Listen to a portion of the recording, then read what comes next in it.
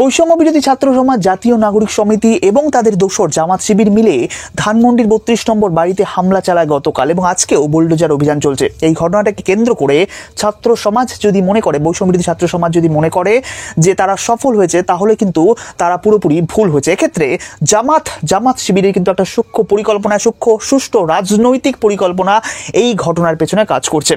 এক্ষেত্রে আপনাদের জানিয়ে দিই, জামাত শিবির এদের রাজনৈতিক উদ্দেশ্য, এদের যে মূল মতাদর্শ, ৭১ নিয়ে যে দৃষ্টিভঙ্গি, সেটা কিন্তু আপনারা ইতিমধ্যে জানেন। এরা ৭১ নিয়ে বরাবরই কিন্তু কথা বলছে, শেখ মুজিবকে নিয়ে কথা বলছে। ৭১কে এরা বিশ্বাস করতে চায়নি, নানাভাবে প্রশ্ন করেছে। এদের যত মাথা ব্যথা কিন্তু ১৯৭১ নিয়ে। এক্ষেত্রে এরা কিন্তু এই ঘটনার মধ্য দিয়ে ছাত্র সমাজকে দিয়ে, পরোক্ষভাবে ছাত্র সমাজকে দিয়ে, প্রত্যক্ষভাবে না, পরোক্ষভাবে ছাত্র সমাজকে দিয়ে এই ধানমন্ডির ৩২ নম্বর বাড়ি, যেটা কিন্তু ১৯৭১-এর সাথে কিন্তু জুড়ে আছে, যেখান থেকে বিভিন্ন পরিকল্পনা করা হয়েছিল পাকিস্তানের স্বৈরাচারী শাসক এবং সেনাবাহিনীদেরকে উৎখাত করার পরিকল্পনা করা হয়েছিল, বাংলাদেশের মানুষকে স্বাধীন করার পরিকল্পনা হয়েছিল। সেই ধানমন্ডির ৩২ নম্বর বাড়ি, যেটা মূলত বাংলাদেশের মানুষের ঐতিহ্যের সাথে যুক্ত, তাদের স্বাধীনতা মুক্তি চেতনার সাথে যুক্ত এবং তাদের গর্বের সাথে যুক্ত, সেই বাড়িটিতে বুলডোজার অভিযান চালিয়েছে। এক্ষেত্রে ছাত্র সমাজের উদ্দেশ্য প্রথমে কি ছিল?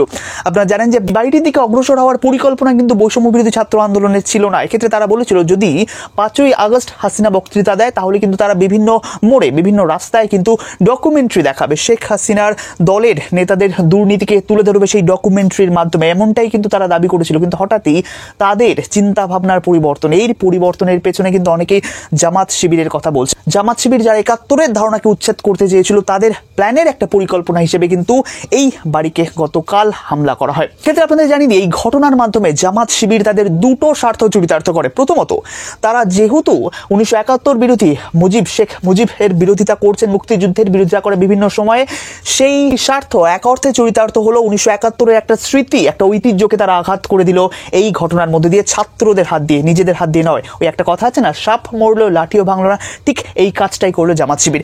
সেকেন্ড যে স্বার্থ তারা সূক্ষ্মভাবে চরিতার্থ করে নিল, সেটা হলো ছাত্র সমাজ। আপনারা জানেন যে ছাত্র সমাজ কিছুদিন পরে একটা দল গঠন করতে চলেছে। এই ঘটনার মধ্যে দিয়ে ছাত্র সমাজের যে রাজনৈতিক ইমেজ, সেই ইমেজটাকে তারা খারাপ করে দিল, একেবারে নস্যাৎ করে দিল। এক্ষেত্রে এই বাড়িটি ধ্বংসের মধ্যে দিয়ে ছাত্র সমাজের উল্লাসকে জামাত শিবির সাধারণ মানুষের সামনে এনে দিল।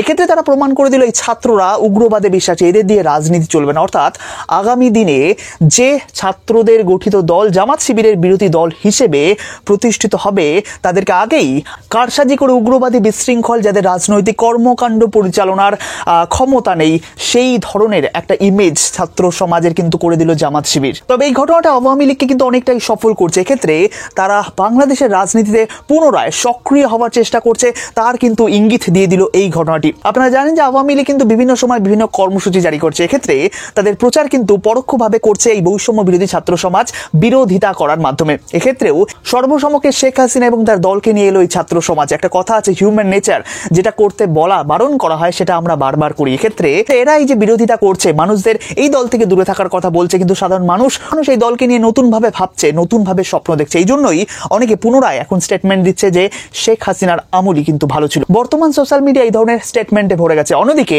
জনপ্রিয়তা হারাচ্ছে বৈষম্য বিরোধী ছাত্র সমাজ, এদের উগ্রবাদের জন্য, এদের শৃঙ্খল মনোভাবের জন্য। তো আজকের প্রতিবেদন এই পর্যন্ত। এই বিষয়ে আপনার মতামত কমেন্ট করে জানাবেন এবং ভিডিওটি আপনার প্রিয়জনদের মধ্যে শেয়ার করে দেবেন। ধন্যবাদ নিউজ কথার এই গুরুত্বপূর্ণ প্রতিবেদনটি দেখার জন্য।